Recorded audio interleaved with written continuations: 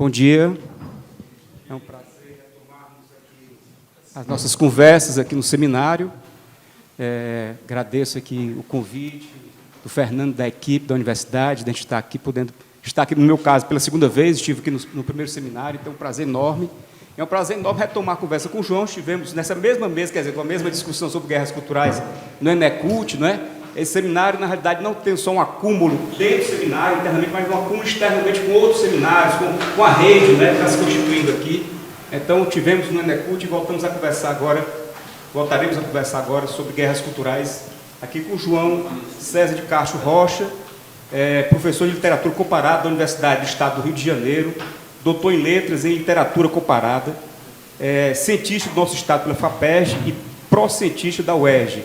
Foi presidente da Associação Brasileira de Literatura Comparada, de 2016 a 2017.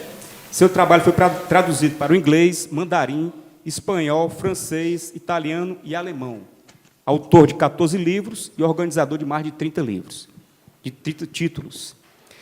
João, antes de lhe passar a palavra, já começando a provocação do que você vai falar, eu queria fazer uma leitura rápida de um pequeno trecho de um texto. Tá? O título do texto é As Bases da Nova Direita, João. E ele começa assim: seu tique mais evidente é sentirem-se ameaçados pelos outros. Eles têm medo, abandonados e desorientados em meio a uma crise complexa, geral, persistente, que, além de econômica e política, é cultural. Eles se crispam sobre o que resta de sua identidade em perdição e tudo se passa como se tivessem decidido jogar todos os triunfos na autodefesa. Legítima defesa, entre aspas. É, assim, um termo-chave em seu vocabulário. Esta autodefesa, que é a prima facie, a proteção de suas vidas, de suas casas e bens, da vida e da honra de seus filhos, suas filhas, sua família, é também a defesa de seus valores enquanto defesa de si. Eles não apenas votaram nas candidaturas mais à direita, nas duas últimas eleições políticas realizadas no município de São Paulo. Eles trabalham por essas candidaturas. São ativistas da direita. Não necessariamente militantes partidários, mas ativistas voluntários. Isso é sobre as eleições que passamos agora, 2024, ou a de 2022, ou anterior? Não, esse texto ele é de 1987. Uau, é seu? Não, é um texto do Antônio Flávio Pierucci, um sociólogo importantíssimo, que nos deixou há pouco tempo. Então, eu começo com essa fala, porque eu estou me referindo a 87, e o que o João vai trazer é um debate sobre como essa nova direita se atualiza e como ela está nova nesse novo milênio. João, é com você. Bom dia. Inicialmente, eu quero agradecer muito ao Fernando Bencarelli e a toda a equipe.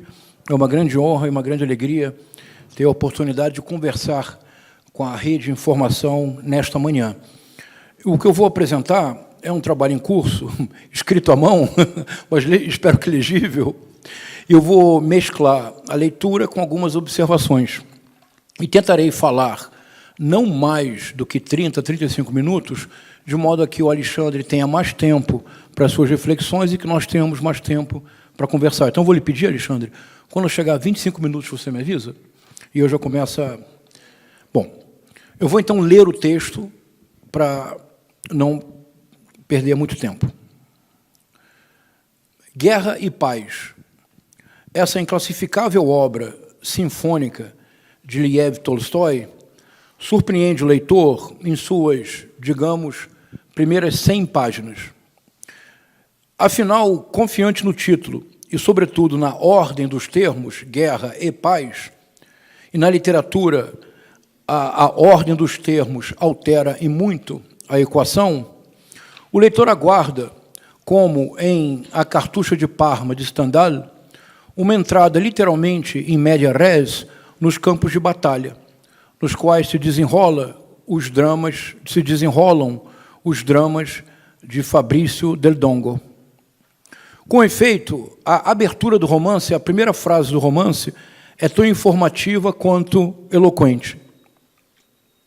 No dia 15 de maio de 1796, o general Bonaparte fez sua entrada em Milão, à frente desse jovem exército que acabava de passar pela ponte de Lodi e de comunicar ao mundo que, depois de tantos séculos, César e Alexandre tinham um sucessor.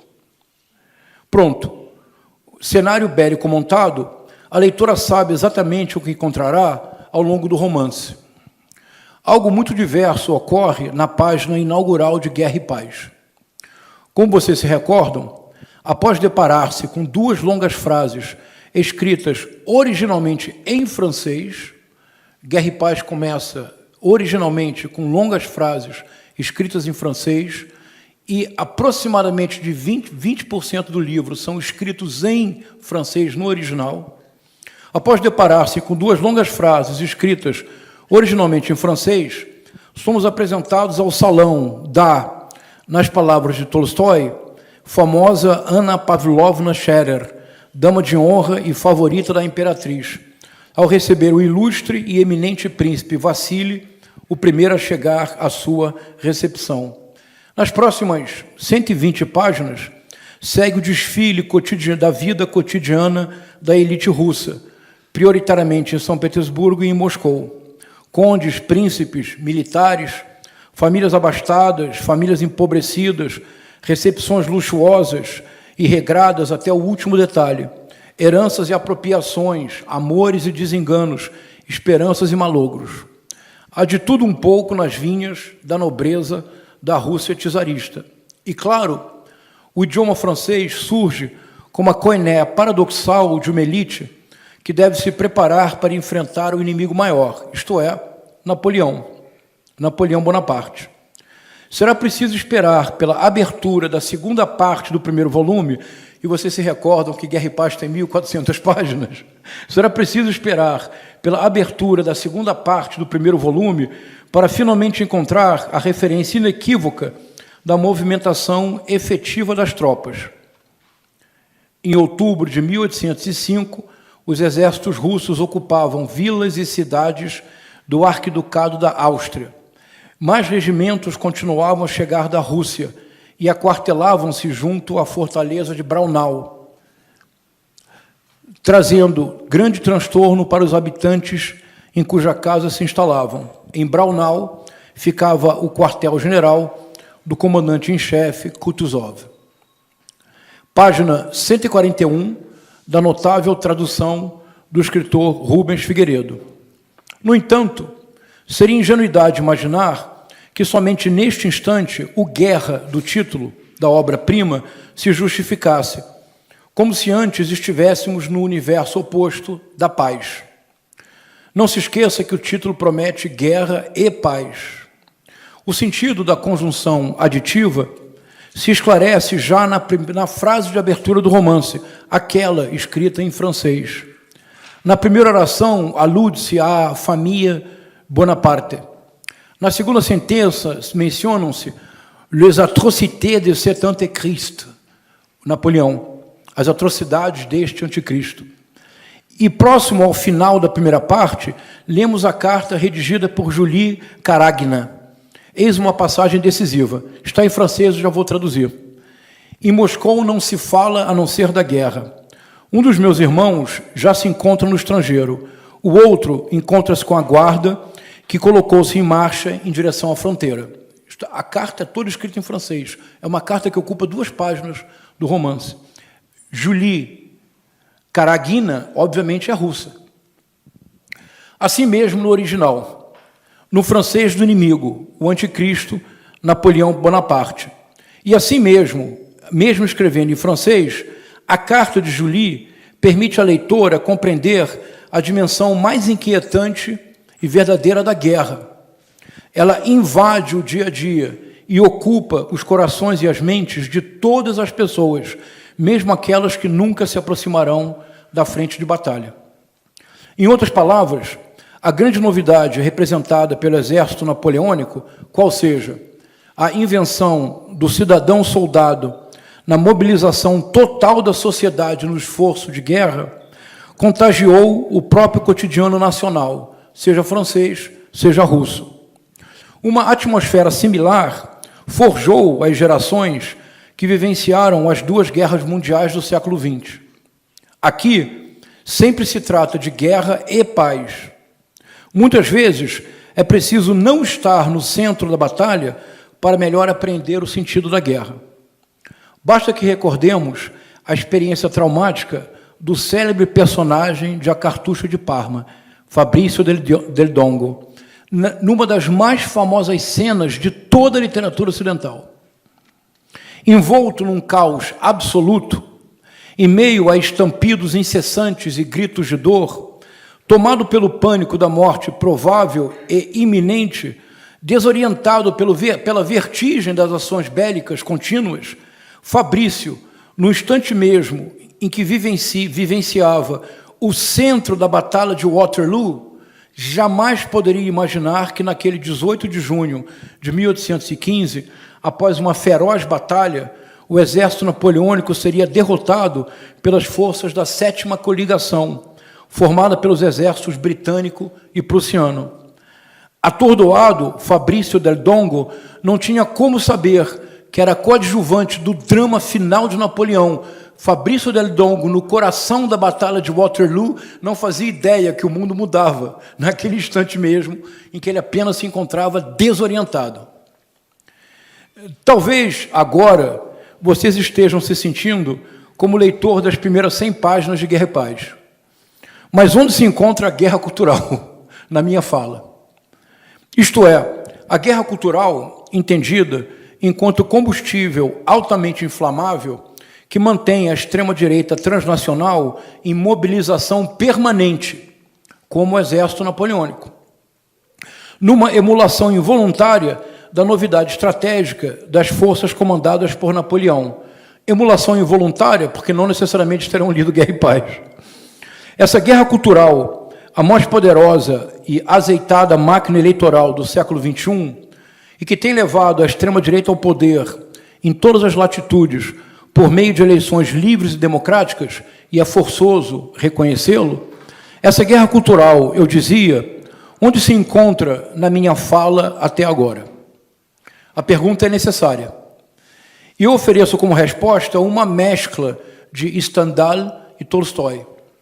Vale dizer, precisamente porque estamos no meio do redemoinho, precisamente porque estamos no centro da guerra cultural, e no meio do redemoinho, como se sabe, o perigo maior da travessia é desentendê-la, é não dar-se conta da travessia que se faz.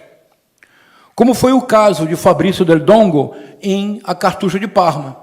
Nós hoje somos todos, potencialmente, Fabrícios del Dongo, no centro da guerra cultural, sem dela ter total consciência.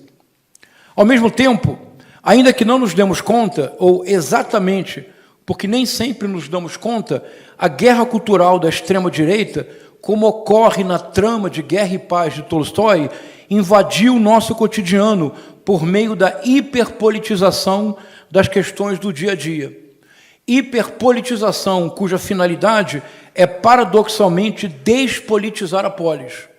E não nos enganemos, somente numa ágora despolitizada, a sucessão de agoras desconexos, no presente eternizado de uma miríade de cortes e postagens infinitas nas redes sociais, somente nessa sucessão de agoras desconexos é que pode-se pretender colonizar todas as esferas da vida pela economia da atenção. Esse é o nosso desafio. O que a extrema-direita realiza hoje, de forma deliberada e astuciosa, é a colonização de todas as esferas da vida pela economia da atenção. Eis a esfinge que sitia a Tebas planetária que nos coube habitar. E não temos opção. Pequenos Édipos, precisamos decifrar a esfinge, que não somente ameaça nos devorar, como já principiou o processo de devoração, aliás, nada antropofágico. Ontem, o governador Tarcísio Freitas, um projeto de Najib Bukele brasileiro, concedeu uma parceria público e privado, e quem venceu, numa metáfora selvagem, numa metonímia cruel, foi a mesma concessionária que hoje cuida dos cemitérios de São Paulo. A mesma concessionária que cuida dos cemitérios de São Paulo será responsável pela educação do município, do Estado. Se fosse possível pensar numa metonímia mais cruel, não nos ocorreria. Essa devoração que está em curso, ela não é nada antropofágica. Se o sujeito oswaldiano afirmava sua singularidade na plena assimilação da alteridade, e vocês todos se recordam da máxima síntese do Manifesto Antropófago de 1928. Só me interessa o que não é meu. Lei do homem, lei do antropófago, máxima que situa a alteridade no centro da definição da própria subjetividade. Pelo contrário, o agente da guerra cultural da extrema-direita acha feio tudo que não é espelho.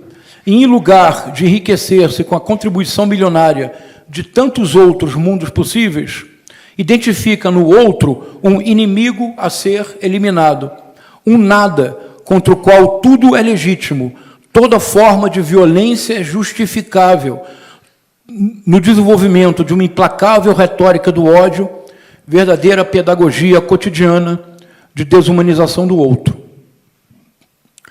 A pergunta manifesto do famoso romance de Nikolai Tchernyshevsky, O que fazer?, escrito na prisão em 1862 e que iluminou toda uma geração de revolucionários russos, pergunta manifesto o que fazer, retomada em forma de política partidária revolucionária, no ensaio homônimo de Vladimir Lenin, publicado em 1902, esta pergunta tornou-se mais atual do que nunca. O que fazer?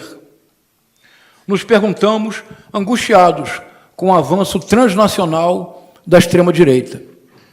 No Brasil, o próximo passo da guerra cultural já foi determinado e se encontra em curso de execução, qual seja o ataque cerrado às universidades públicas como um trampolim para a proposta da privatização do ensino público em todos os níveis. É disso que se trata. Por isso, Nicolas Ferreira é presidente da Comissão de Educação. Paradoxo ambulante, ser presidente da Comissão de Educação. Por isso, a produtora Brasil Paralelo lançou uma série de 3 documentários chamado Unitopia, a universidade pública como distopia. Por isso, há um cerco às universidades e à educação pública no Brasil neste momento. Por isso, os bolsonaristas exigem de Ricardo Nunes a Secretaria de Educação. Por isso, Carlos Bolsonaro quer imiscuir-se na educação pública no Rio de Janeiro. É esse o próximo passo da extrema-direita e não só no Brasil. O que fazer? A resposta definitiva ninguém conhece. Ofereço, contudo, 2 ou 3 possibilidades para estimular a nossa conversa. Primeira hipótese, primeira volta do parafuso. O século XXI é o cenário mais delicado da mais delicada e severa crise do capitalismo. E, de imediato, apresento o corolário dessa ideia, ou seja, a guerra cultural é a ponta de lança na tentativa de tornar palatável a amarga receita posta em prática como resposta à mais aguda crise da história do capitalismo. E tudo que nós agora conversaremos dependerá da aceitação ou não da minha hipótese sobre o que significa essa crise. Não se trata mais das famosas crises cíclicas do capitalismo, identificadas com agudeza por Karl Marx.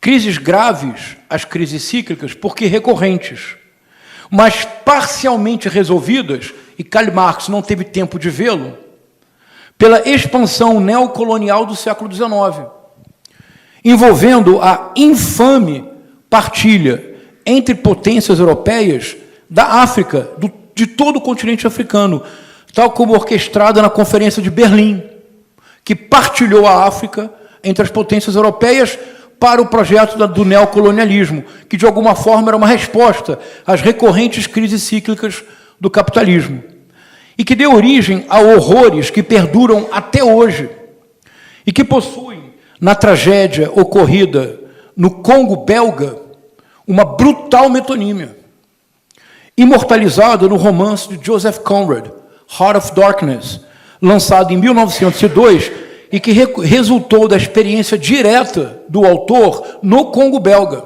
No final, quando o personagem diz o horror, e que tanto expressa o mundo contemporâneo, O mundo de Bolsonaro, Trump, Milley, Bukele, Elon Musk, o horror foi inspirado nas experiências do Conrad no Congo belga.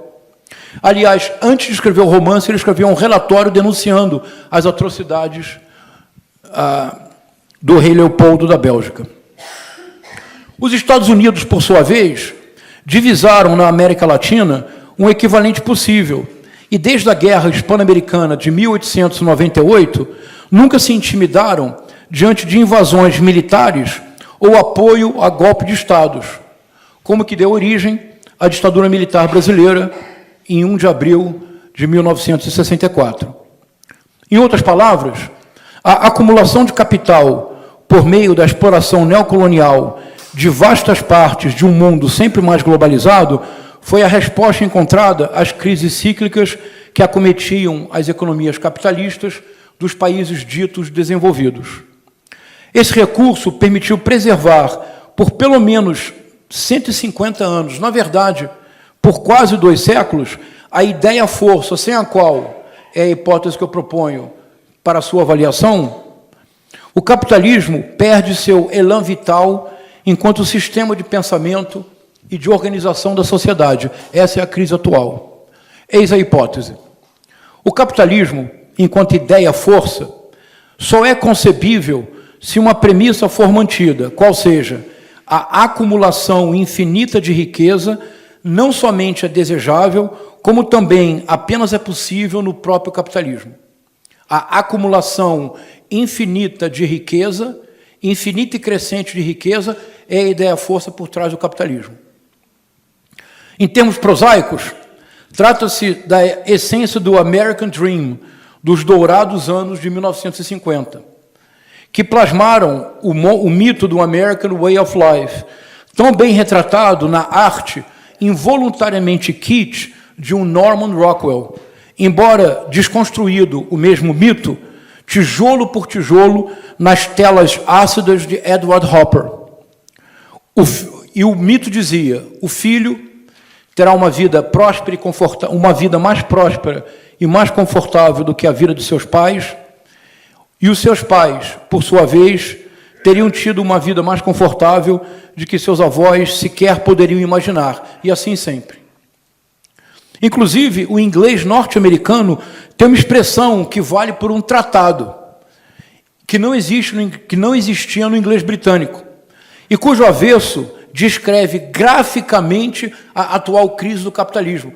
E é uma palavra absolutamente reveladora e devastadora. A palavra é one-upmanship.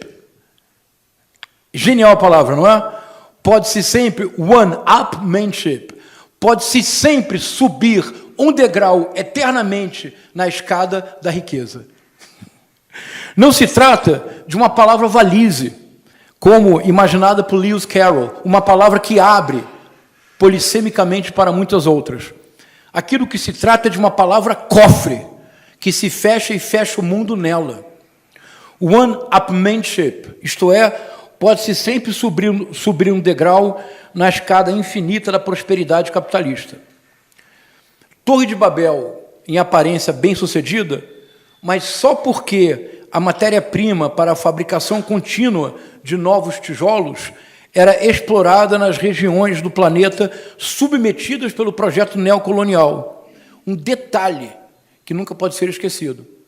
Essa prosperidade infinita do capitalismo dependia da exploração absolutamente infame de todo o continente africano, dependeu da exploração absolutamente infame de todas as populações ameríndias, dependeu da exploração absolutamente infame de toda a América Latina. Por isso, aqui, nem o céu era o limite, porque não havia fronteiras para a capacidade de enriquecimento propiciada pelo capitalismo. Eis a ideia-força do sistema.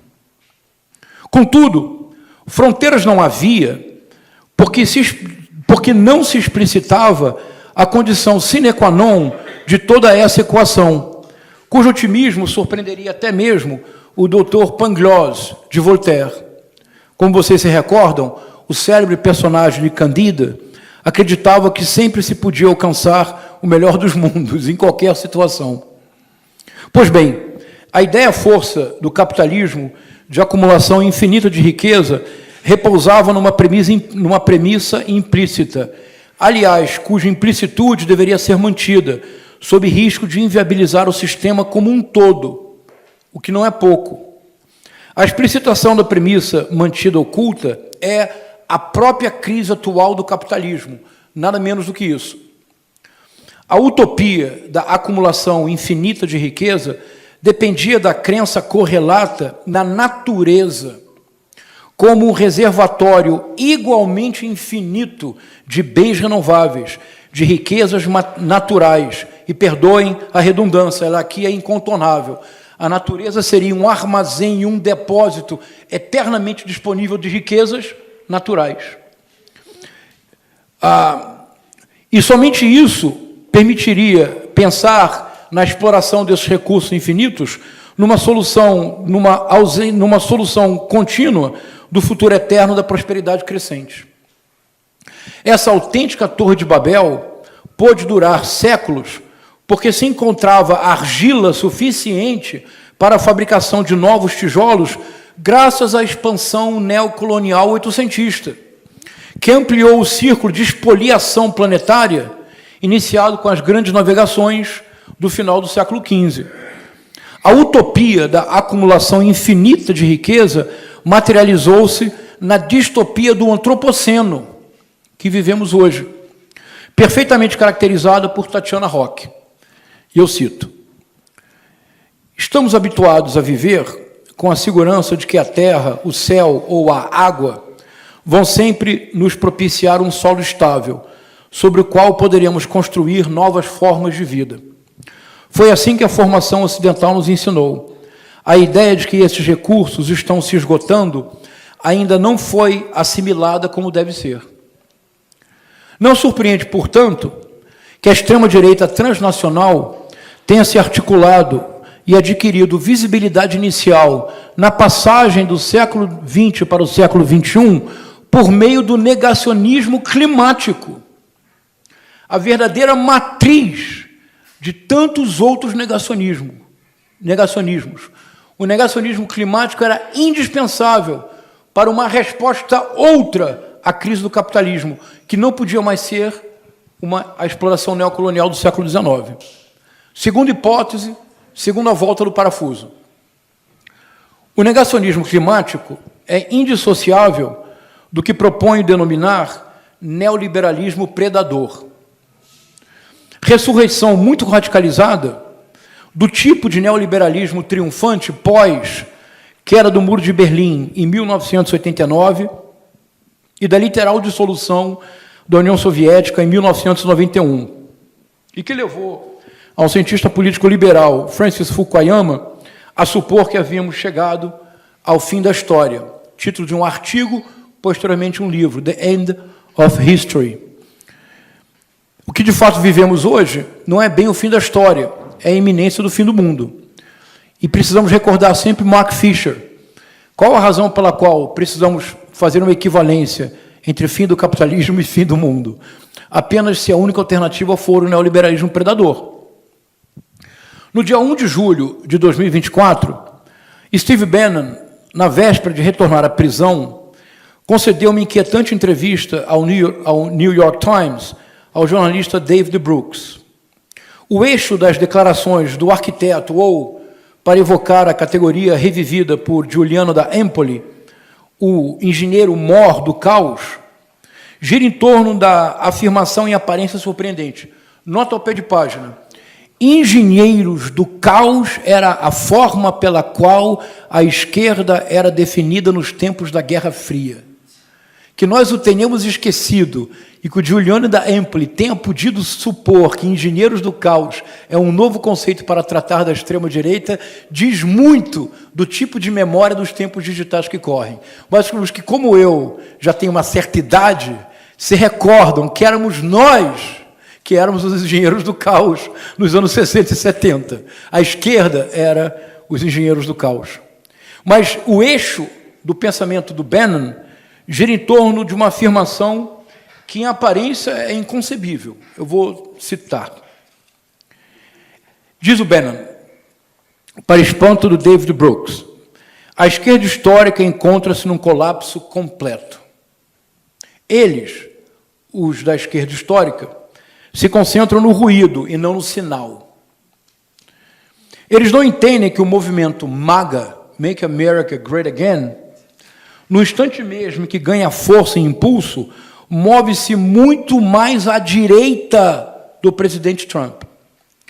Eles, os da esquerda histórica, olharão com saudade para Donald Trump e se perguntarão: onde está Trump quando mais precisamos dele? Eu imagino que o paralelo no Brasil seria que nós disséssemos: onde está Bolsonaro quando mais precisamos dele? É praticamente inconcebível, não é? Bannon é claro como uma explosão nuclear. Trump é uma figura, ele diz, há lá um espetáculo inspirado nas ideias mediáticas de Marshall McLuhan. Já a espiral da radicalização da extrema-direita transnacional é isso que está acontecendo hoje. Nós não estamos mais enfrentando a extrema-direita de Trump e de Bolsonaro. Nós estamos enfrentando a espiral de radicalização da extrema-direita. Evoca antes o histrionismo destruidor, motosserra, de um Javier Milei, que está destruindo a Argentina, tentando acabar pelo estrangulamento financeiro com a Universidade Pública Argentina, acabando com os serviços públicos da Argentina, conseguindo superávit primário através da fome e da miséria do povo. E no Brasil ele é apresentado como um modelo bem-sucedido de administração liberal. Ou mutação mais palpável do vírus da radicalização implica o projeto irrespirável da respiração artificial, e eu espero que o Ricardo Pilha teria perdoado essa apropriação selvagem, de uma buquelização em escala planetária. Tarcísio de Freitas é o projeto de buquelização no Brasil. São Paulo é o laboratório de uma futura buquelização do Brasil. Não nos enganemos e tenhamos a coragem cívica de dizer enquanto há tempo. Falamos mais disso no debate. E eu não creio que eu esteja exagerando. E eu me explico. A única forma de seguir adiante com um projeto do neoliberalismo predador, como se não houvesse amanhã, consiste em combinar uma estratégia dupla, paradoxal na superfície, porém estruturalmente complementar. Caso contrário, e apesar das evidências que se acumulam diariamente do dramático efeito das mudanças climáticas em todo o mundo, não seria possível, por exemplo, apoiar golpes de Estado ou investir bilhões de dólares para obter influência política com a finalidade, aliás, assumida abertamente. O grande personagem shakespeariano para pensar o mundo atual é Ricardo III, o primeiro vilão do teatro elisabetano que vai ao palco e diz: como nasci antes do tempo, como surgi no mundo pela metade, não estou pronto para os jogos da corte. O que fazer? Já se perguntava Ricardo III. Ele disse: serei um vilão rematado. E ele descreve tudo que ele fará para chegar ao poder. Ele tudo faz e chega ao poder, como Trump, como Bolsonaro, como Milei, como Bukele. É o personagem-chave para o mundo contemporâneo. O Ricardo III shakespeariano. Nota ao pé de página, na peça do Shakespeare fica muito pouco tempo no poder. É a nossa esperança. A nossa esperança também é que eles nunca lerão o Ricardo III shakespeariano. Somente é possível, portanto, apoiar golpes de Estado com disfarçatez e investir bilhões de dólares para obter influência política com a finalidade de assegurar acesso a reservas, entre outras matérias-primas, de níquel e de lítio, e, muito em breve, água potável. Sim, é claro que me refiro a Elon Musk, cuja compra do Twitter somente faz sentido nesse contexto. E todo o dinheiro que o Musk perde no X é um investimento para ter acesso a níquel e lítio. É disto que se trata. Somente neste contexto se explica essa compra. E a razão pela qual ele tanto acolhe no Agora X todas as mais delirantes teorias conspiratórias. Alex Jones, responsável pelo InfoWars, o mais infame difusor de teorias conspiratórias do mundo. E a competição não é fácil. O mais infame difusor de teorias conspiratórias do mundo tornou-se protagonista no X. Ele tinha sido banido do Twitter.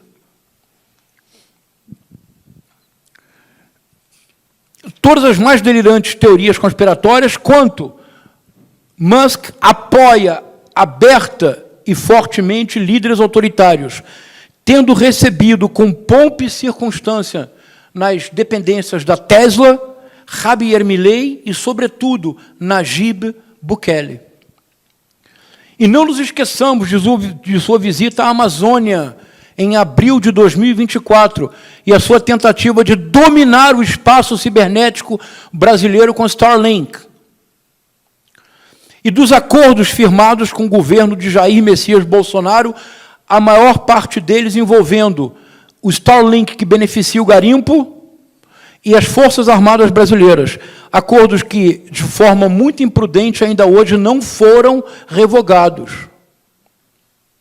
Especialmente depois dos seus ataques ao presidente Lula e ao ministro Alexandre de Moraes. As pontas começam a se atar.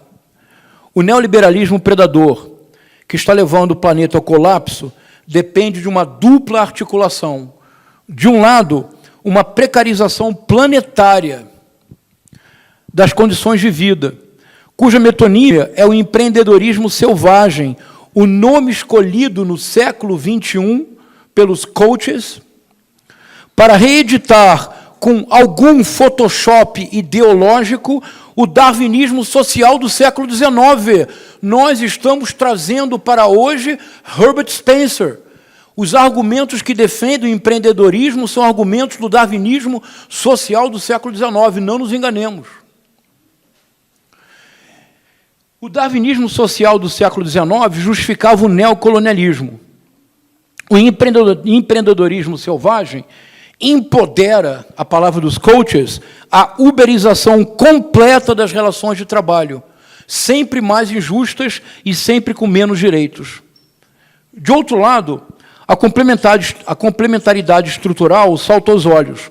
Somente um projeto político autoritário, de negacionismo em geral e de negação de toda forma de alteridade em particular, pode tornar prática essa autêntica distopia. Aqui, o modelo de militarização da sociedade, levado ao ponto de tragédia social no governo de El Salvador, principiando pelo elogio de uma escola cívico-militar e concluindo no encarceramento em massa, é uma realidade que não ocorreu nem mesmo ao George Orwell de 1984. Nem mesmo o George Orwell foi tão longe na imagem de uma distopia contra El Salvador contemporâneo quanto o neoliberalismo predador do século XXI. Destruir a universidade pública e manietar a imprensa são duas faces da mesma moeda. Trata-se de inviabilizar o pensamento crítico, essa usina de pequenos édipos, que podem decifrar a esfinge do neoliberalismo predador. Como beber dessa bebida amarga? Tragar a dor e engolir a labuta. Aqui, a guerra cultural adquire relevo, se não protagonismo. E a economia... 25 já? 35 já?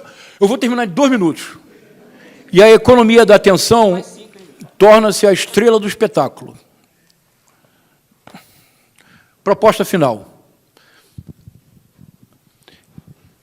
Nos 2 primeiros livros que eu escrevi sobre o assunto, eu ainda não tinha uma compreensão tão clara da relação profunda entre guerra cultural e o que eu estou propondo denominar de neoliberalismo predador, através da hipótese do caráter agônico e o mais grave jamais enfrentado pelo capitalismo na sua atual crise. A guerra cultural ela é indispensável porque sem ela não seria possível sequer o projeto da precarização do cotidiano e da uberização da vida em todos os seus níveis. A guerra cultural é a ponta de lança que torna palatável esta possibilidade.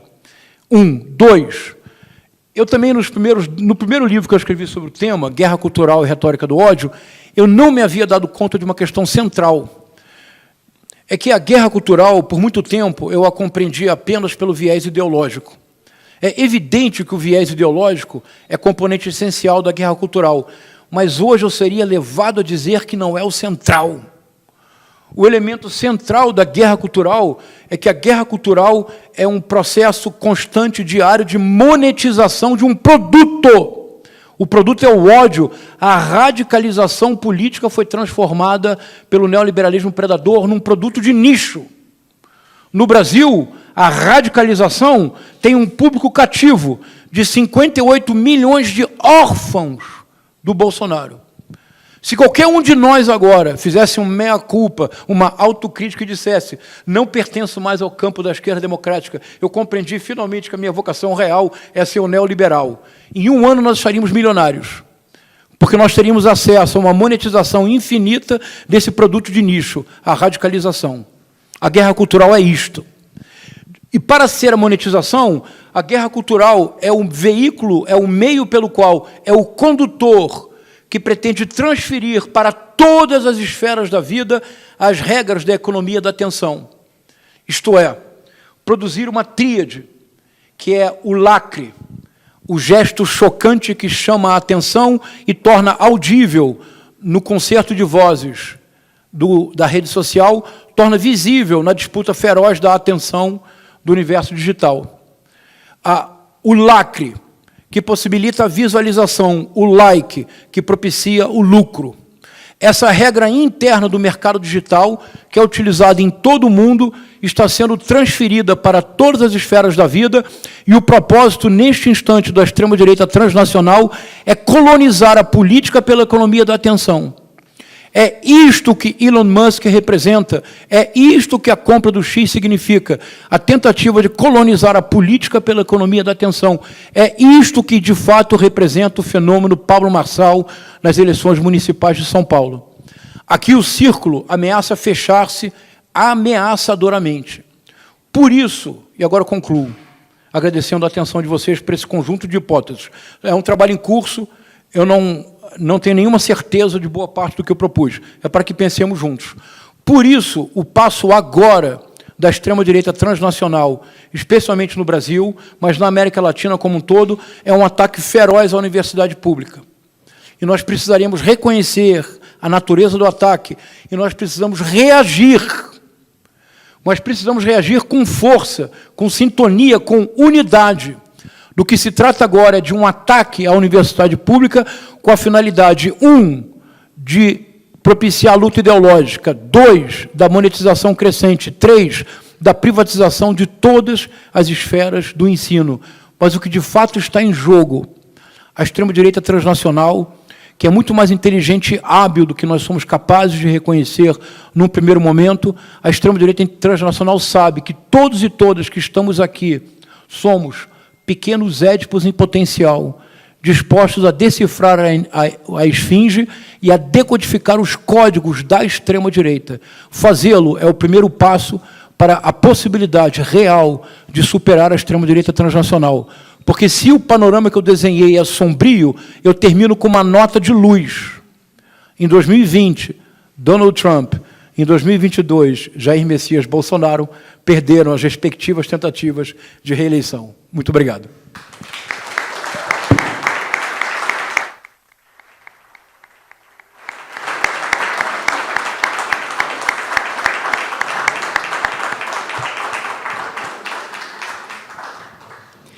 João, eu obviamente lhe desobedeci, não lhe cortei aos 25, obviamente, né, porque tinha muita coisa para escutar. Então, a gente deu para você desenvolvendo. Eu sei que tem muitas páginas aí, faltaram algumas páginas, mas foi o suficiente para a gente ter uma boa conversa. Então, a gente abre o debate. Vamos ver se tem alguma coisa também aqui que está chegando aqui pela internet. Se alguém que já quiser fazer alguma colocação.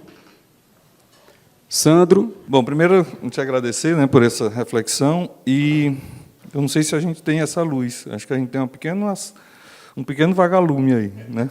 Porque, na verdade, o que eu vejo é que eles vão se modificando, né? E a dinâmica deles é muito maior do que a nossa.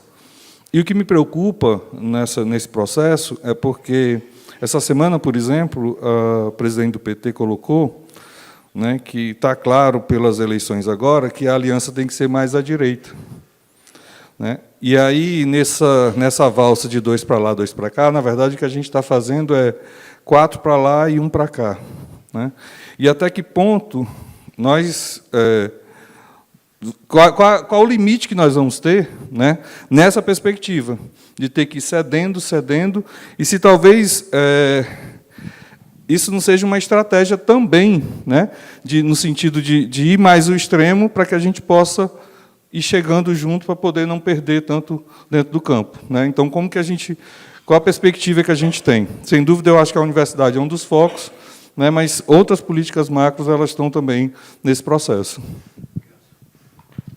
Acho que, pelo adiantado da hora, se nós pudéssemos fazer um bloco só, não é, de perguntas, porque a gente já passaria para o João, ele responderia, se mais alguém tiver interesse em fazer alguma questão. Eu acho que não tem nenhuma questão vindo do YouTube, né? Pelo menos não recebi nada aqui, não é isso? Não, né? Mais alguém, então? Eu queria, não é uma pergunta, João, mas quando você estava, a partir esse próprio conceito que você trabalha, né, da questão da economia, da atenção, e aí as suas hipóteses que você lançou nos trazem muitas luzes, ainda que para um lugar sombrio, mas eu fiquei pensando como, em determinado momento, o campo progressista, para dizer de uma maneira mais ampla, conseguiu deter a hegemonia dessa atenção, não é? A esquerda, pelo menos no Brasil, na América Latina, nas universidades, as esquerdas, o campo progressista, sempre foi um campo que conseguiu atingir a atenção, principalmente da juventude, né? Se a gente pensar o nascimento do intelectual, pelo menos no Ocidente, a partir do Eu Acuso, do Émile Zola, então o intelectual está ligado com uma proposta progressista, né? E essa perda que nós estamos vivendo agora, né, nessa disputa pela economia da atenção, é uma coisa que de fato, é um momento, digamos, uma novidade histórica, se a gente pensar nesse nascimento desse intelectual no Ocidente, né? Mas essa reflexão aqui. Fernando, olha, já começaram a surgir as questões, então vamos fazer esse bloco aí. Então... A questão estimulou. Não, eu lembrei do debate lá em Salvador, né, no Enecult, que na mesa finalmente foi chegando a uma ideia de um caminho, seria a ampliação do repertório, né?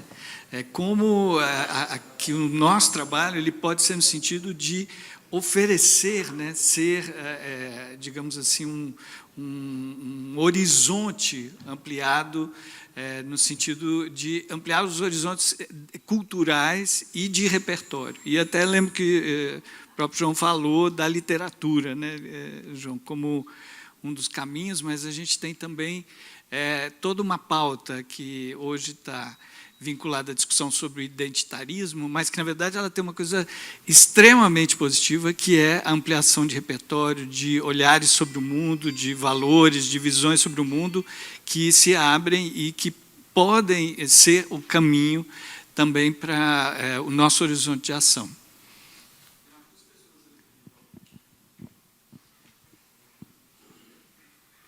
Obrigado, Fernando. Olá, tudo bem? Queria agradecer, João, Alexandre, pela fala inspiradora. Me chamo Guilherme, estou como pró-reitor de extensão lá na Universidade Federal da Bahia.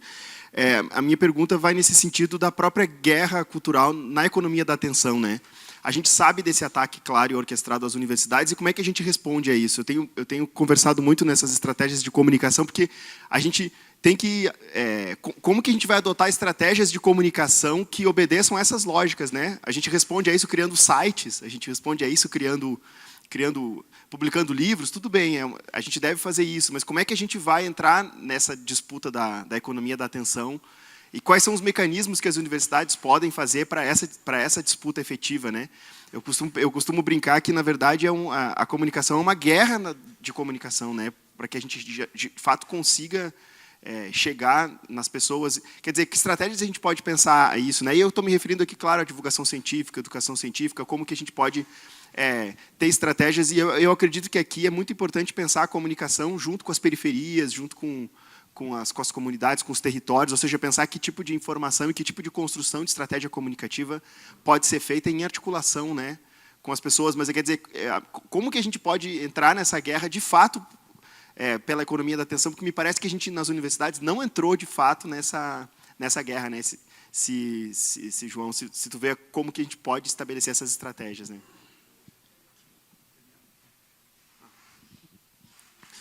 Bom, muito obrigado. Sua palestra foi como um choque de realidade. Obrigado. Eu sou argentino, vou falar, se você está de acordo, em espanhol, mas bem devagar. Podría preguntar sobre muchas cosas en relación con Javier Milei, pero ya la asfixia la conocemos en carne propia. Mi pregunta está en relación con cómo usted ve la estrategia de la extrema derecha a nivel internacional en relación con la geopolítica, pensando en la guerra de Rusia-Ucrania, en la intervención de los soldados de Corea del Norte con el ejército ruso, del posicionamiento de China como un nuevo imperio próximo a tomar todo en el mundo, casi, si no es todo, es mucho. Y a su vez, cómo esa extrema derecha se posiciona así geopolíticamente, porque Rusia, China, Corea, Che Guevara se fascinó con Corea en la década del 60, hoy no creo que lo haga. Y bueno, en esta confusión general, ¿cómo vislumbra usted, cómo puede, si tiene algún, en sus reflexiones, en sus estudios, una idea del posicionamiento geopolítico de la extrema derecha? Disculpa?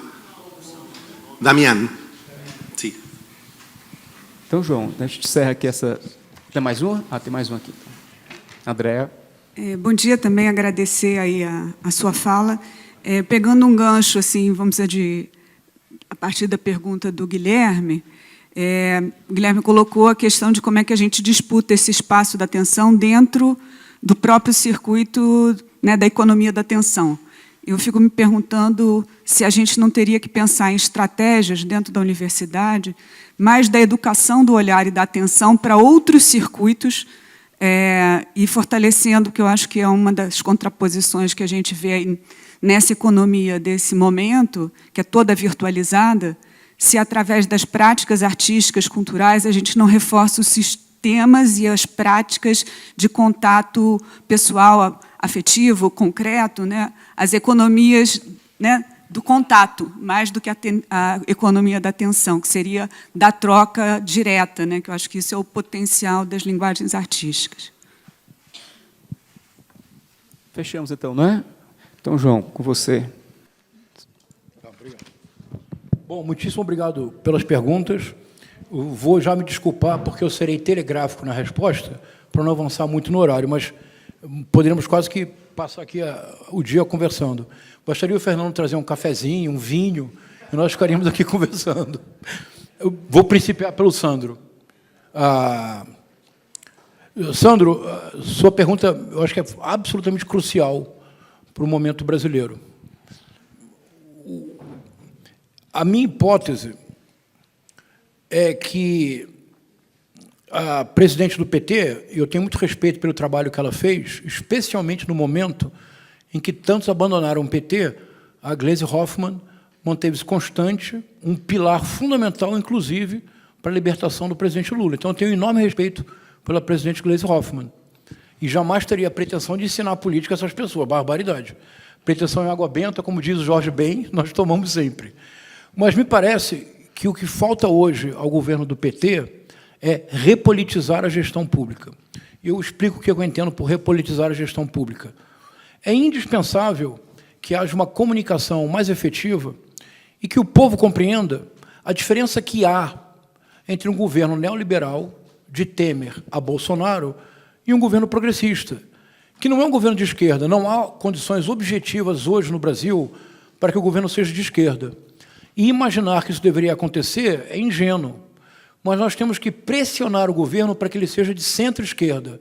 A única possibilidade do governo do PT se triunfar ao final dos 4 anos de mandato é se ele conseguir se tornar, ao máximo, um governo de centro-esquerda, e não um governo de centro-direita, como parece que ocorre, porque a grande pressão sobre o governo hoje vem da direita e da extrema-direita. O que é repolitizar a questão pública, a gestão pública, de forma didática? Um único exemplo, para ser breve. Conversamos depois, Sandro. Um único exemplo.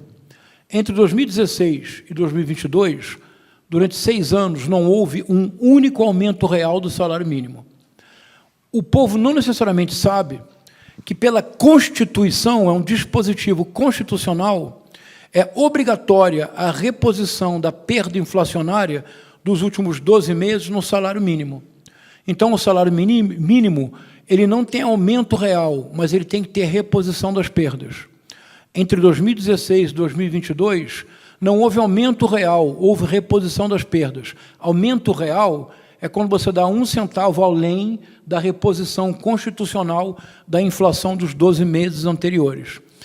O Paulo Guedes tentou desvincular o salário mínimo desse dispositivo constitucional. Na prática, significaria que o salário mínimo perderia poder de compra em relação à inflação dos 12 meses anteriores.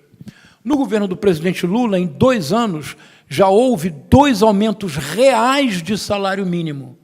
É um momento privilegiado para que o governo politize a gestão pública e diga, veja, a razão pela qual houve 2 aumentos de salário mínimo não é porque eu sou uma pessoa dadivosa, é porque isto é o que faz um governo progressista.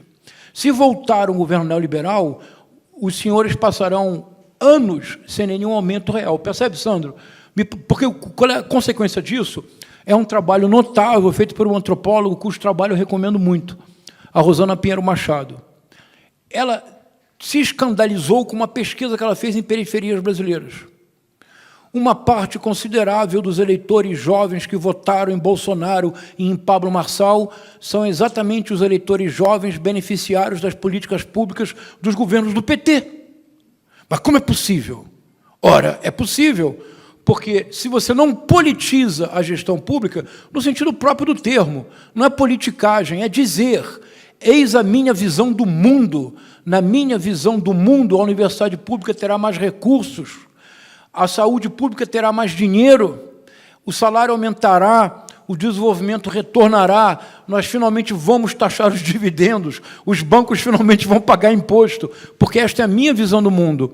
Em outra visão do mundo, que os senhores e senhoras eleitores têm direito de votar.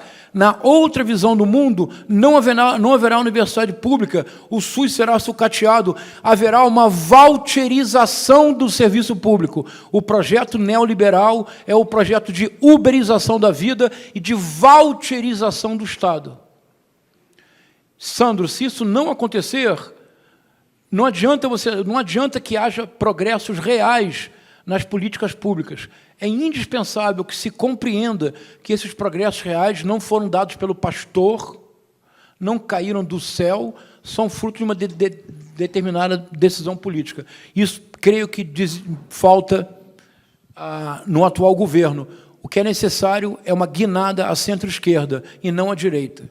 Porque na hora que houver a crise, quem vai para a cadeia não é quem, em 1997, comprou a emenda da reeleição, não apenas comprou a emenda da reeleição, que foi aprovada em 1997, mas comprou o rompimento da Constituição, porque uma transformação constitucional de eleição nunca pode ser aplicada na eleição seguinte. Teria que ser em 2002, foi em 1998. Ninguém nunca falou do que ocorreu nos bastidores, ninguém nunca ocorreu perguntar ao presidente Fernando Henrique Cardoso. Mas, quando houve a crise, quem foi para a prisão foi o presidente Lula. Em caso de crise, eles sabem quem eles vão colocar na prisão. Não será o Aécio Neves, não será o presidente Fernando Henrique Cardoso, não serão essas figuras. Então, é preciso politizar o debate público.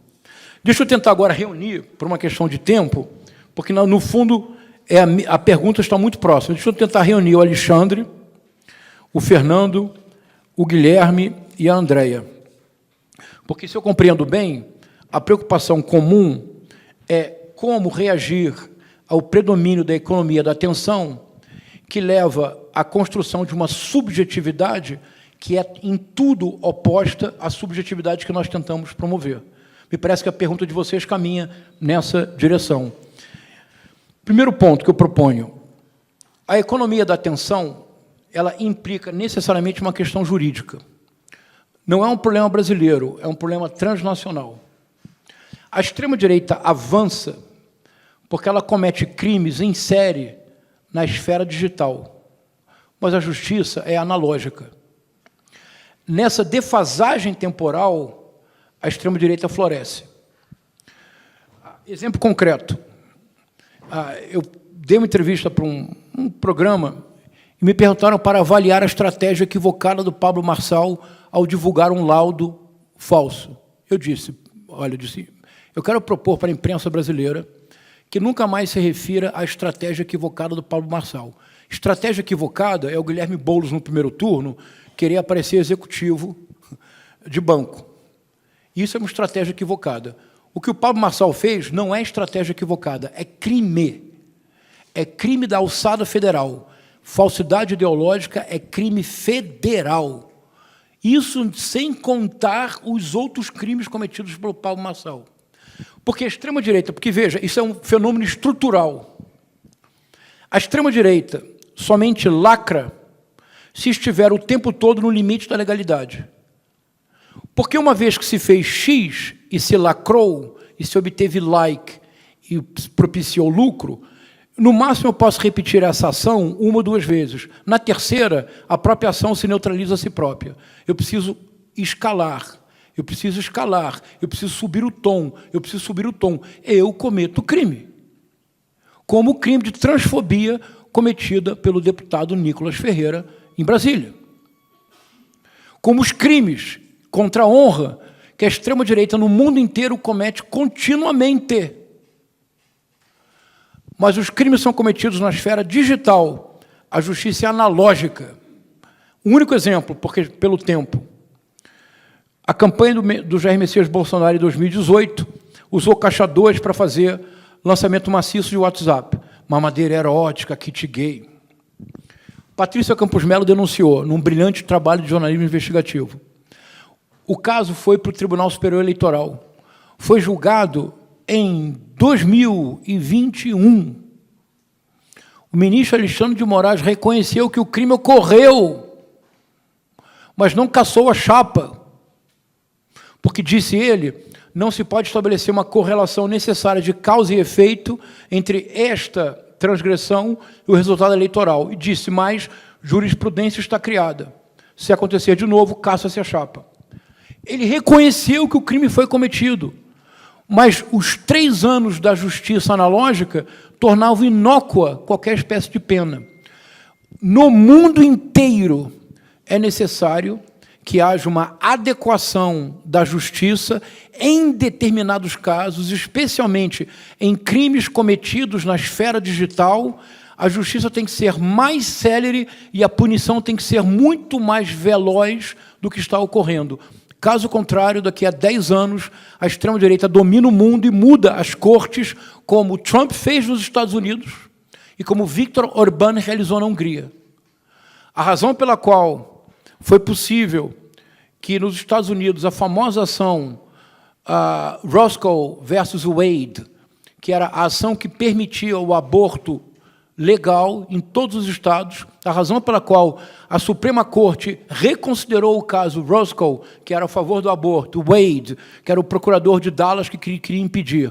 Então, era o caso de uma mulher contra a Procuradoria do Estado do Texas. A Suprema Corte americana revogou a deliberação Roscoe-Wade, porque o Trump pôde indicar 3 juízes conservadores. Então, há um nível da economia da atenção que não é um nível, isso é bem importante o que eu vou propor agora, se fizer sentido.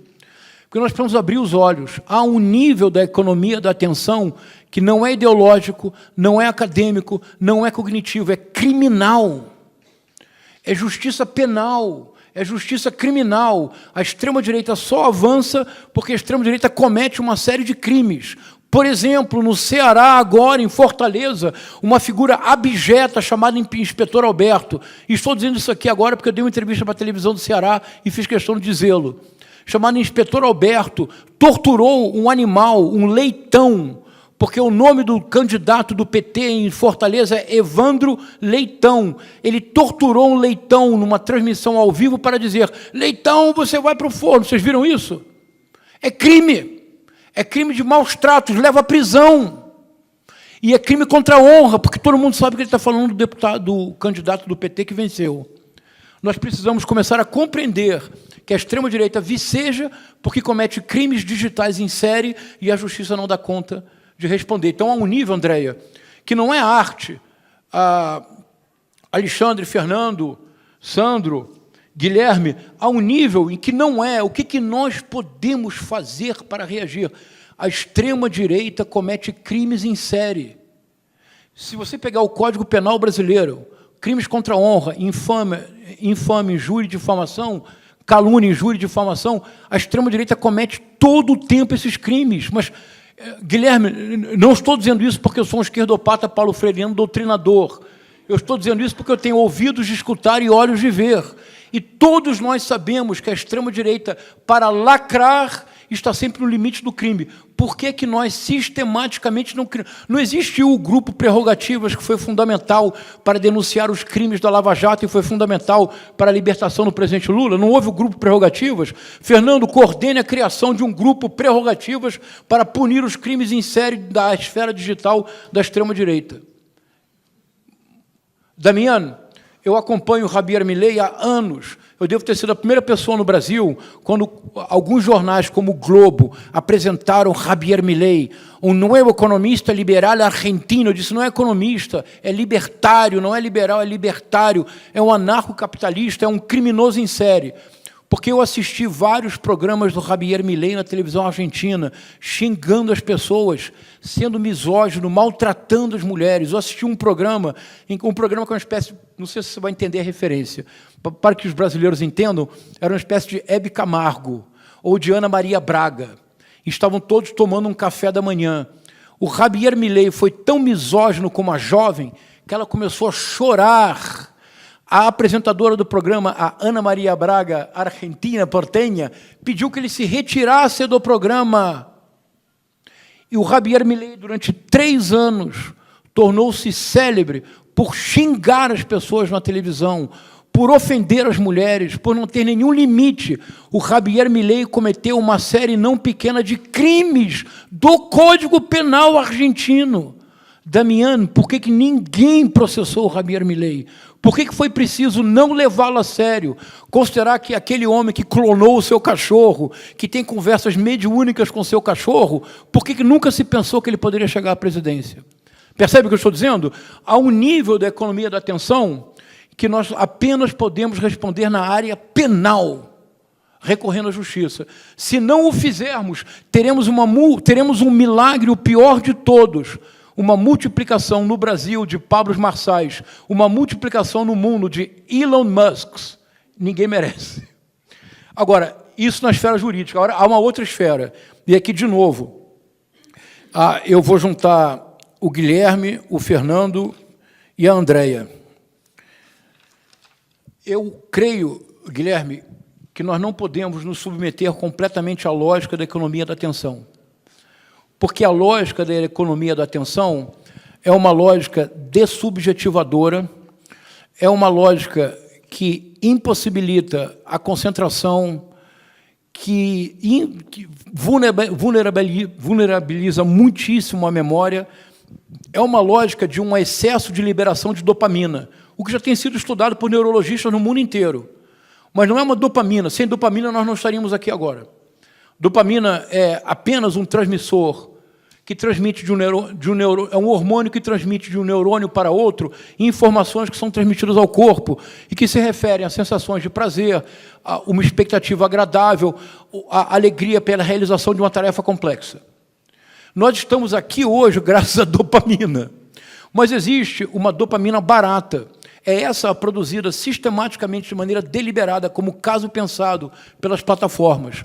Essa dopamina barata é uma espécie de crack, produz um high imediato. Tão imediato é a sensação quanto a sua dissipação, o que obriga que nós fiquemos durante 2 horas, sem nos darmos conta, virando os vídeos do TikTok ou do Instagram. Não contemos para ninguém, mas nós também fazemos isso. Nós também somos reféns da dopamina barata. Então, não é esse não é o nosso terreno, Guilherme. O nosso terreno, Andréia, de fato, é pensar de que forma nós podemos reconduzir, sabendo que não será fácil, e não há nenhuma garantia, mas, de fato, nós temos que opor a uma economia da atenção, uma economia do contato, uma economia do olhar, algo que é fundamental, uma economia da escuta, que é tão importante hoje em dia. O que as universidades podem fazer? E aqui eu volto de novo a todos, e vou terminar com o Damiano. 2 ideias. Em primeiro lugar, se a universidade do século XIX, a reforma da Universidade de Berlim, em 1809, 1810, foi transformadora e criou uma nova universidade, porque, além do ensino, trouxe para a universidade a dimensão da pesquisa, isto é, ensino é aquilo que se encontra no livro, já está publicado. Pesquisa é conhecimento que ainda não está no livro, portanto, não está na biblioteca. A invenção da universidade com o binômio ensino-pesquisa permitiu tornar funcional o texto impresso, que ameaçava a autoridade do professor. Se o professor também é pesquisador, ele está produzindo conhecimento que não está no livro. O aluno precisa do contato. Foi a genial invenção do Wilhelm von Humboldt. Nós temos que fazer algo similar no século XXI com a tecnologia digital. Mas no século XX surgiu uma nova dimensão da universidade, que hoje precisa ampliar-se, mas que vocês já estão fazendo isso, que é a extensão, que é o vínculo profundo da universidade, não mais como uma torre de marfim, não mais como um campus americano. Eu estudei em Stanford, e nós chamávamos Stanford de Golden Cage, a gaiola dourada. Não porque havia festas excêntricas e bizarras, não, apenas porque éramos prisioneiros. Porque Stanford fica em Palo Alto, e você sai do campus, não há nada para fazer. Tinha só um bar, que era o famoso Tony Nuts House, onde todos nós nos embriagávamos. Era a única coisa que havia para fazer. Então, era uma Golden Cage. Essa ideia da universidade, do campus americano, que é esse isolamento em relação à vida. A extensão, pelo contrário, é como o campus de Berkeley, que você desce do campus e está dentro da rua, está dentro da cidade. Mas a extensão do século XXI, ela tem que ser menos uma extensão da fala, e ela precisa tornar-se uma extensão da escuta. Que, nesse sentido, Andréia, além da economia do olhar e do contato, nós precisamos desesperadamente, no mundo contemporâneo, de uma economia do ouvido. A extensão não pode mais ser a universidade, de maneira magnânima, ensina à sociedade aquilo que ela produziu. A universidade tem muito a aprender com a sociedade, com saberes populares, com formas de conservação de memória popular. Em todos os bairros, em muitas comunidades, há alguém que preserva a memória. Por vezes, há arquivos incipientes, há formas de preservação daquela cultura. Nós temos muito a aprender com as populações quilombolas, com as populações indígenas. Nós não sabemos nada do contato nosso com a natureza. Na verdade, é assim, nós somos sujeitos à natureza objeto. Para os quilombolas, para as populações ameríndias, não existe essa distinção tão marcada, o que implica uma outra fruição do tempo, fruição outra que é da arte, que é da literatura.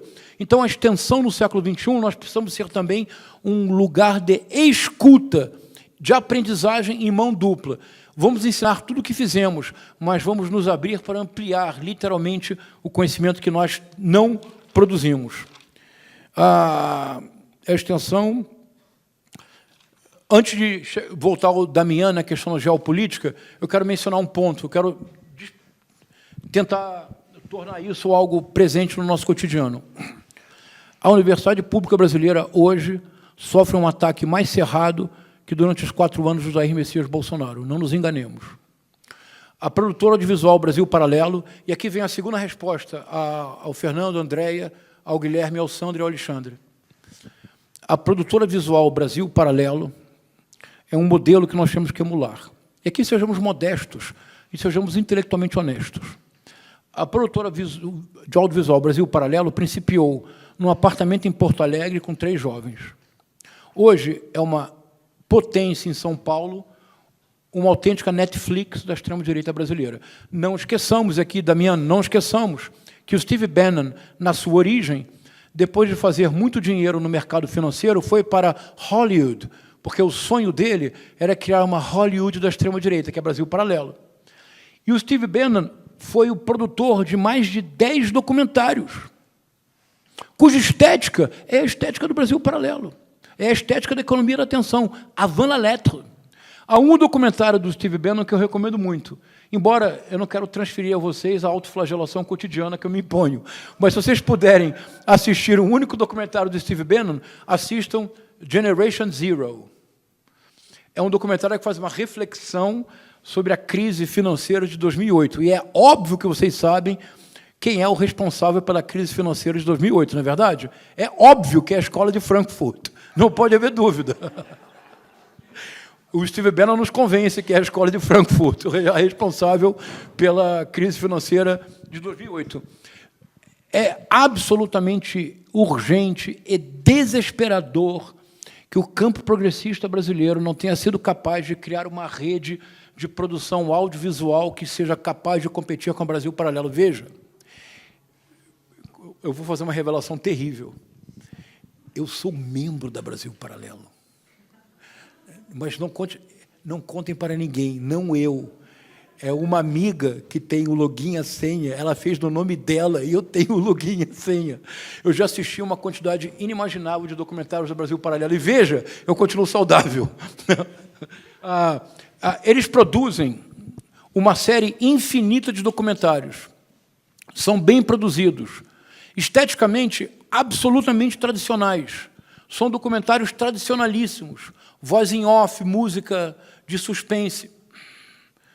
Mas a quantidade de documentário que eles produzem, não há nenhuma razão, Guilherme, Fernando, Andréia, Alexandre, Sandro, Damian, não há nenhuma razão objetiva pela qual nós não produzimos um conteúdo similar. Nós temos muito mais conteúdo, nós temos uma paixão real, nós não queremos monetizar. Por que nós não criamos uma rede, uma produtora progressista comparável ao Brasil Paralelo? O principal documentário deles, 1964, 2 pontos, o Brasil entre armas e livros. Já foi assistido por mais de 20 milhões de pessoas. Esse documentário é a síntese do pensamento do Olavo de Carvalho. Funciona assim, rapidamente, me acompanhem. 1964, 2 pontos, o Brasil entre armas e livros. Em 1964, os militares ganharam a batalha das armas, mas perderam a guerra dos livros. Portanto, o mais importante é a guerra cultural. 2018, o Brasil entre urnas e livros. Bolsonaro venceu a batalha das urnas, mas não ganhou a batalha dos livros, perdeu a guerra cultural. O presidente Lula voltou. Por isso, hoje, a extrema-direita está totalmente dedicada à guerra cultural, muito mais do que no período do Bolsonaro. Por isso, Nicolas Ferreira é presidente da Comissão da Educação. Por isso, André Fernandes chegou tão longe. Bruno Engler chegaram tão longe nas eleições. Por isso, Abílio Brunini ganhou. Por isso, Tarcísio de Freitas, logo depois da vitória do Ricardo Nunes, abriu uma parceria público-privado e fez a concessão à mesma concessionária que administra os cemitérios de São Paulo. Por isso, a Brasil Paralelo lançou agora uma série chamada Unitopia, a universidade como distopia, a universidade pública como distopia. Eu assisti todos os episódios. Esses episódios estão literalmente conquistando corações e mentes neste país, de norte a sul, de leste a oeste. A Brasil Paralelo fez um acordo com uma central de favelas de São Paulo para disponibilizar gratuitamente o conteúdo do Brasil Paralelo para suas comunidades. A Brasil Paralelo lançou agora, com certificação do MEC, um curso de formação de historiadores, porque diz a Brasil com certificação do MEC, porque diz a Brasil Paralelo que o futuro será decidido pelos historiadores que eles formarem. Então, há um caminho jurídico, há um caminho outro, mas há algo que, se nós não fizermos, não basta criticar a Brasil Paralelo. Nós precisamos criar uma produtora progressista de audiovisual. Eu tenho certeza que todos nós que estamos aqui, se for o caso, trabalharemos de graça. Eu produzo quantos cursos vocês quiserem de Machado de Assis a Steve Bannon não, de Machado de Assis a Shakespeare. Nós temos muito mais conteúdo, nós podemos fazê-lo. Concluo com Damiano. A extrema-direita é um projeto geopolítico do neoliberalismo predador. E, nesse projeto geopolítico, houve, inclusive, uma aliança formal. Antes do Steve Bannon cair em desgraça, e vocês sabem por que o Steve Bannon caiu em desgraça? É divertido. Pela lei norte-americana, quando você faz uma campanha de arrecadação de fundos, se você fizer uma campanha genérica, por exemplo, se você fizesse uma campanha de arrecadação de fundos nos Estados Unidos, make João César happy. E se eu recebesse 10 bilhões de dólares, eu gasto como eu quiser. Não tem nenhuma obrigação de ter um gasto específico, porque o tema make João César happy é muito genérico. Agora, se eu faço uma campanha we build the wall, construo o muro, que era um muro entre México e Estados Unidos, eu só posso gastar cada centavo da campanha colocando tijolo na fronteira. Porque o objetivo é específico da campanha, está claro? O Steve Bannon fez a campanha We Build the Wall e usou o dinheiro para despesas próprias. Ou seja, é o Gustavo Gayer dos Estados Unidos. É o Flávio Bolsonaro da campanha do Trump. Foi preso. Só não ficou na prisão porque o Trump fez um perdão presidencial. Voltou à prisão agora. Antes disso, Damiano, o Steve Bannon, que era o cérebro por trás da Cambridge Analytica, e a Cambridge Analytica, não nos enganemos, é a ponta do iceberg, não é nada. Cambridge Analytica não é nada diante da compra do Twitter pelo Elon Musk. O Steve Bannon criou um movimento chamado, de maneira redundante, The Movement. Se você... Mas eu sei que é engraçado, mas é pura verdade. Se vocês se recordarem da campanha do Trump em 2016, ele dizia o tempo todo, isso não é uma campanha, this is a movement. Vocês se recordam? This is a movement. Era uma referência ao Bannon. O Bannon viajou o mundo inteiro, especialmente no leste europeu, fazendo encontro com jovens lideranças para que o futuro político fosse da extrema-direita no mundo. É um projeto geopolítico. Quem é o representante oficial, ou era, porque ele está na cadeia de novo, o representante oficial do Steve Bannon para a América Latina? O reconhecido poliglota Eduardo Bolsonaro, reconhecido por ele como representante da América Latina. Como funciona o tentáculo?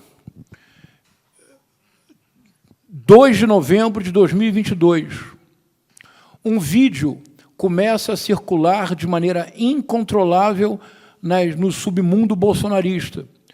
E é um momento fundamental para que bolsonaristas se decidam a acampar diante de quartéis para pedir democracia com intervenção militar. Democracia só se Bolsonaro estiver no poder. Que vídeo foi esse? Foi o vídeo do Steve Bannon argentino.